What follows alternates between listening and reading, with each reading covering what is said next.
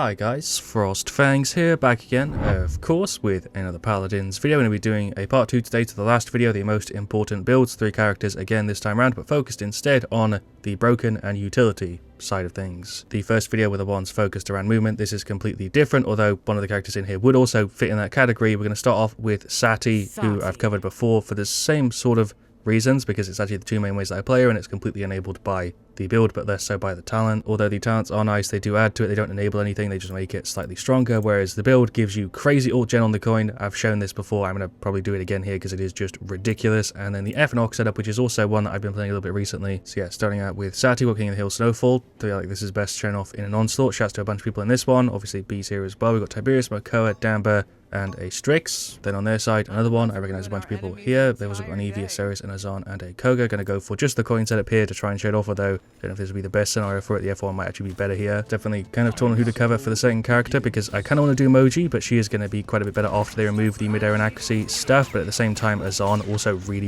fits in the utility sort of category. Doing a pretty bad job here of genning stuff with the coin. We did pretty much just get rid of the Koga there. Don't really know where I'm placing myself. We'll just F back a bit. Don't really know what the plan is here. We're going to throw the coin, just gen a ton of the ultimate, because I'm definitely dead. We have got the ult tap. My accuracy really just not doing it today. Definitely more of a sort of serious onslaught than what we usually get. We'll go for the ult just to get it off early, try and cover the Strix a bit, maybe just hit Eevee there with just one of them. Hello, Azan, I'm the only one left. We're just going to pull back. My accuracy though, I can tell it's just not doing it today. More coin hits on him. Do have 50% of it, not really focusing on normal shots at all, because the whole point of the video and showing this one off is just the ult gen, because we have got it already again. We'll just fire on the point. I hit him. There you go. That's a Strix hit. Don't know if I hit that last one, but I think I got all 3 and he's still just up. More hits on the Azan. Obviously, the damage with the coin is fine. You do get sustained from it too. You can actually play like this and just ignore the rest of the kit if you really want to. Got the point on us. We'll go for the ult blast the Strix. That's one. That missed, but it's fine. Tiberius has got it covered, even though he's blinded there. Hit on the Azan. Back to spamming the coin. That is the Eevee ult. That's the Azan being pulled in. Finally get some shots on him here. I'm trying to go for headshots, and it just means I'm missing, but he's out. Okay, we'll throw that coin there. Also, obviously, the ability to play around corners with this is kind of ridiculous, because it gives you sustain, and also just generally actually solid output. That's a coin again. More hits. There's Strix cleared. The damage on it's actually, again, not that bad, but don't know if I'd use it this much normally. That's the Koga ult, just staying loaded up here with the ult. That tap didn't trigger. I'm also kind of trying to hit the Strix behind him. I did land that last one. Shots there. If I actually go for normal shots and try and play Saati normally, you'll see I'm not that bad, but just trying to use the coin all the time for the sake of the video to gen the ult is giving me a little bit more trouble than actually just hitting people who are moving for some reason. Throw that there, maybe catch someone on the other side. There we go. Damage on Strix before I can even see him. Hello, Koga. There's an F. There's another shot. He's out. Go for the ult, just fire it down here. Coin on the top. This is kind of the best spot for it to be, because we can get multiple triggers when that explosion hits. Just want to lock it in, then get a couple more taps, because no one's ever really going to destroy your coin. I don't know why enemies can even hit it. No one ever bothers to. It's not really worth doing. So hit on the Azan. Had a hit on the Azan, just point blank range hitting him for 600. I might as well choose my weapon at this point. Don't know if I said it already, but the reason why I called this one, you know, a broken build and the other ones weren't actually labeled as broken is because this one has problems with the coin and problems with the F. The way like the knock works and the way the coin works are both kind of jank. Problems with the F though are pretty subtle, which is why I kind of want to show the coin one. The fact that you still have to fire under the coin for it to trigger because of like the server problems and stuff is just really kind of crap. There's a shot through the middle. There's one more on him. Didn't realize you could actually hit the coin with the ultimate. I don't know if I've ever done that before. Fired the coin through the ult, or the other way around. I mean, hello Strix. There's a knock. What am I doing? I don't even know. Why bother trying to aim when you could just throw the coin above people and just start blasting? We've got the ult gen there again. I think it triggered a bunch of times because we hit the wall. No, there's a hit on Koga. There's another miss.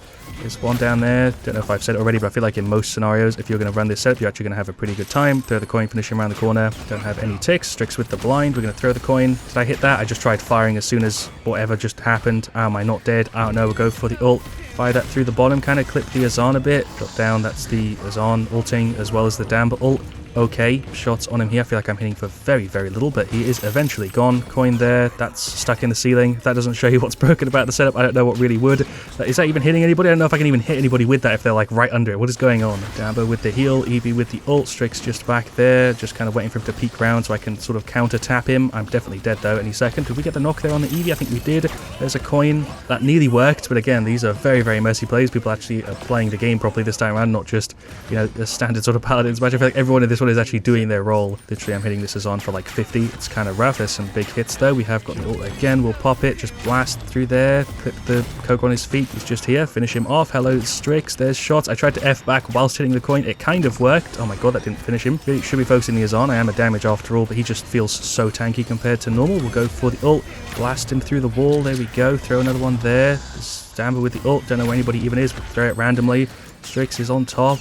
Okay, there's a blast. So another couple shots. I don't even have to aim. Why aim when you can just use the auto aim? Trying to get a coin in a good spot though on this map is kind of tough. That is the ult gen. We'll go for it here. Blast the Azan. There we go though. There is the defeat. Not the best scenario ever for coin Saati, but it did still work surprisingly well. I was playing pretty bad to be honest, and 712k I'm happy with. Highest damage there by quite a bit, and as you saw, was a very awkward time trying to pull that off. Shoutouts to everybody though in that one. Overall a really solid game, but not the best ever for this sort of thing, but it's fine. I've shown this before. If you want to see more coin Saati, check it out on the channel. For game 2, we're going to do, I guess, Moji or Azan, because they have a lot in common. You wouldn't really think it because, you know, they're very, very different, but their builds, kind of what it adds to them, sustain, is pretty much the same. You get it from both of them. Moji will technically be a bit better in the next update, so maybe I'll do another Moji video later, but I'm going to do it here again because it has just been too long since I've covered it. The builds also, I think, are a little bit different from last time. For a crazy amount of extra healing, this has been nerfed, but it's still really, really strong. Then Lifesteal and Reset. And the second one, which is what I'm going to play here, is one that I've barely played with, but people have told me to give a shot, and I've seen it quite a few times in-game, which is Cozy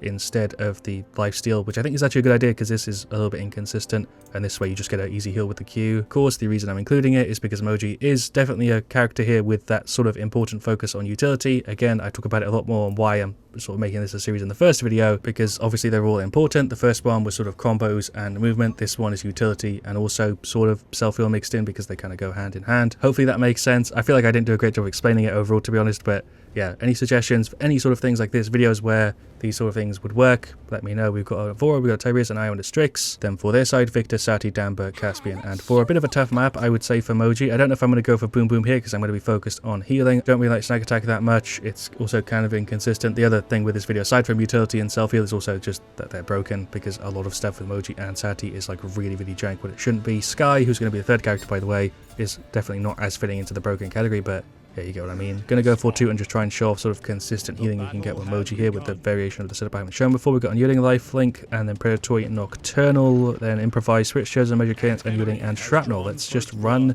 around and try and flank. They're all very grouped. If I'm able to play the point, there's a K, there's the Q, pretty big heals on that. Has got a pretty lengthy cooldown, so you do want to get Chronos, and it's also the reason we have Reset in the build. Emoji does feel a lot better than she used to for sure, but definitely could do with being changed a bit, which is why she's getting the mid-air removed, which is huge, by the way. Definitely one of the characters I feel like should have had it removed a long time ago. There goes Damber. Don't have the Q just yet. We try and time it. There we go. I did hit her there, but it didn't deal any damage because she was in the thing. Saati, I think, is doing a coin setup, which is what I've already shown in the video, but hey, you'll have to see. Is it the same? It's not even a coin setup.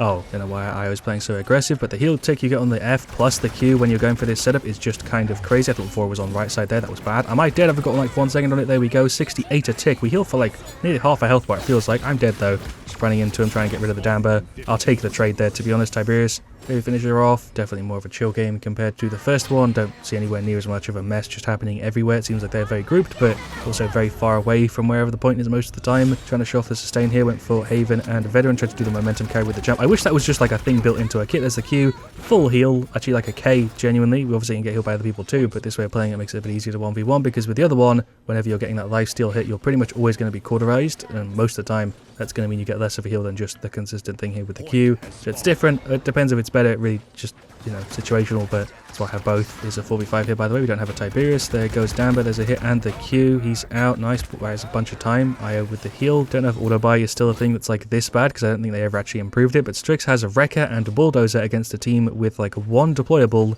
I think. Yeah, I guess the Saati Q, and no shields, really, unless they've got like some in the cards and stuff, so I guess we can run in and actually do some in here, but I see why that's a low priority to fix it, because pretty much nobody runs auto buy, obviously. There goes the Caspian, can't do names. There's a hit, there's another one, definitely me and the Vora who are meant to carry here, and it's just kind of working out. It is a 4v5, I think got 2 of them there. Yeah, there we go, props to, and Tiberius is just working as like an objective bot, because Bruno can't do it anymore. There's a hit, someone's running up here. Hello Saati, don't know where you're at. There's a hit on a Caspian, there's a Q, nice full stack stacks on him and the finish. Sort of a good example there of the sustaining the setup. Io also with the heals doing a good job. Hello Vora, there's a hit, there's the Q. Io with the heals. Am I fine? Yeah, we're definitely fine. Freaking full health just in that little short 2-second immunity. Even with this much Chronos there, it does still take a little while for the Q to gen if we don't get in a limb. There goes the Victor. There's a hit, there's a Q. I did pop it, I did start the animation, but obviously I'm still gone. Doesn't matter. It's like 400 to 50 here. There we go though. There is the victory. This one's just going to be a lot harder to showcase because you're just showing yourself kind of not dying. It's not like the Saati one with the ult gen or the Skye one, which is going to be healing people, which is what we'll do for the third one here, because Moji is just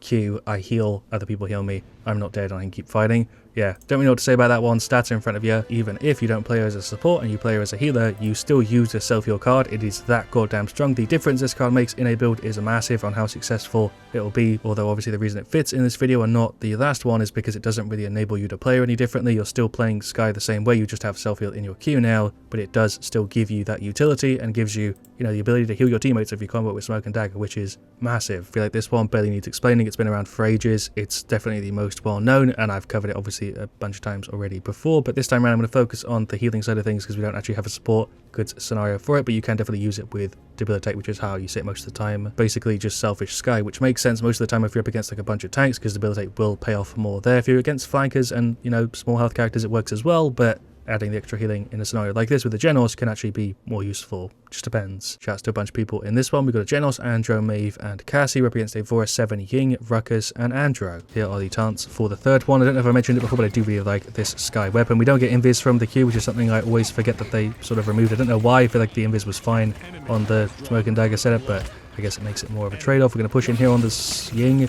Okay, what was that shred? Hello, 7, you're also here. Just go through him as well, get that self-heal. Look at how goddamn quick that ticks up. If you don't play this with Skye and you don't run that self-heal card, you're really doing yourself a disservice. Again, just like the first video, this one is really, really important and definitely something you should have tried running at least once. Drop the Q down here, get some heals, go into the invis. Gives you more of a reason to actually use the F, because otherwise you can just kind of ignore it and just use the Q all the time. What is the plan? Do we get rid of Vora? There's the jump on her. Jesus Christ, I don't have invis. I'm just screwed. Definitely makes it a bit harder to run over Debilitate because you don't really have an escape as Skye, so getting that invis makes a really big difference. We didn't get the full reset though on the Q, but we did get a little bit. There we go. Would like to run more speed on the Q as well, to be honest, which is something I played around with, which is why I have a variant of it with the extra speed, but there really isn't space for it. Most of the time you want the reset to get as much healing out as possible. We're going to jump the Vora here, just not use the right click because I don't really feel like I need to use it. My god, the mid-air and accuracy I think screw me, but also my own accuracy, that was pretty bad. There goes Vora to Cassie. She just shred them. I think there's someone back here. I don't know. I'm going to play the objective because for some reason nobody's doing it. The whole team is like pushed up doing someone else. There's a Q for Cassie.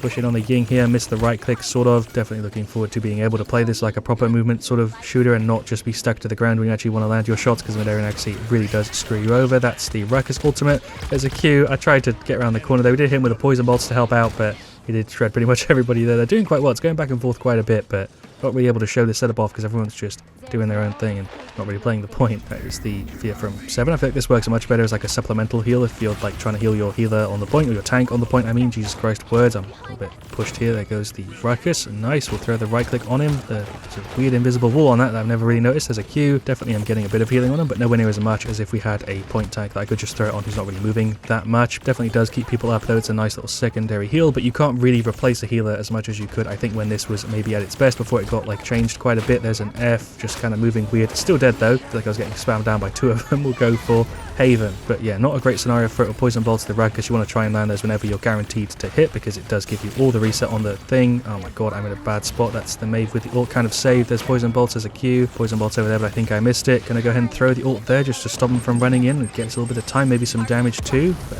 hit nothing. Q here sitting in the corner, finish off Ruckus. There's poison bolts. We've got the reset. There's another Q. Trying to heal up the Cassie here. That's Vora just blasting. There's a right click. I landed a couple. There's another Q. They don't stack, by the way. I'm dead. I'm like the last one here. There's an F. I don't know if that triggered. That was so bad. I do want to mention that this would be just a hard scenario for Skye to be in. Like, even if I was just playing a normal one here, I'd be kind of struggling. But what I'm trying to say is, even if I play normal Skye with like Debilitate and this setup and wasn't trying to heal my teammates, I'd just be struggling. My damage would be a bit better, but I would have no healing really whatsoever. So I don't really know what the ideal sort of thing would be to run here, but this doesn't feel like it. And it's not because of the build, it's more just because Skye feels kind of rough here. I don't know why I thought I was going to take falling damage there. We'll just drop down. Poison bolts up there on the Andro. Q down. There's more hits on the Ruckus. We'll try and poison bolt him, waiting for him to try and do the jump. We'll throw that there. That's the Vora ult. That's on me, actually. Okay. That didn't get a kill, but we did clear her. Just with the extra healing. Nice. We'll push the Ruckus. Poison bolted him. He's out. Push the Ying as well. She feels like a free kill if I can just actually get in front of her and deal some damage. Yeah, there we go. That worked. Also, a ton of healing as you can see. A lot of it feels like it's just trying to guess timing. I'm just going to throw a Q here on the bottom for some extra heals. There you go. Does go through ceilings a little bit. Poison bolt up there. Q. Don't have any speed, so I'm not really getting away anywhere. There's shots on Ruckus. He's going to drop over. That is the entire team out. There's poison bolts, but yeah, we're gone. That's a complete wipe. Fair play to him. To be honest, we'll grab more Haven, more Veteran. I feel like I'm doing the best I can on Skye, but at the end of the day, I am on Skye, and I feel like she could do with a bit of love, honestly. That's Cassie with the ult, kind of wiggling around the side here. Going to try and take out their Ying, maybe, like actually playing as a flanker here. There's damage on her. She is out. The game seems to be over anyway, 350 to 400. Very close, back and forth quite a bit. Not the best showcase ever for Skye. Overall, today's video was a little bit more jank than I was expecting it to be. We didn't really get a good or even close to ideal setup for really any of the things I was trying to cover, but it still sort of worked, and you know, still a solid video to try and feature the characters, even if it wasn't the best scenario ever. This is definitely more close to what you will get if you just pick characters in scenarios where they don't really fit that much. Shout out to a bunch of people though again there in that one. We'll go ahead and drop some of these because I always forget to do it when I'm in a video. But yeah, there we go. Stats, we didn't actually do that bad. Again, I feel like I'm playing worse than I actually am when I see the stats page, but 50k, 28k is fine there. Don't have anything I really want to add here at the end. A bit of a longer video for me. I've been recording here for about an hour, but by the time I cut it up, it's probably like 20 minutes. Thank you so much for watching. Leave a like if you enjoyed it. Of course, I'll see you guys all really, really soon. And as always, stay frosty.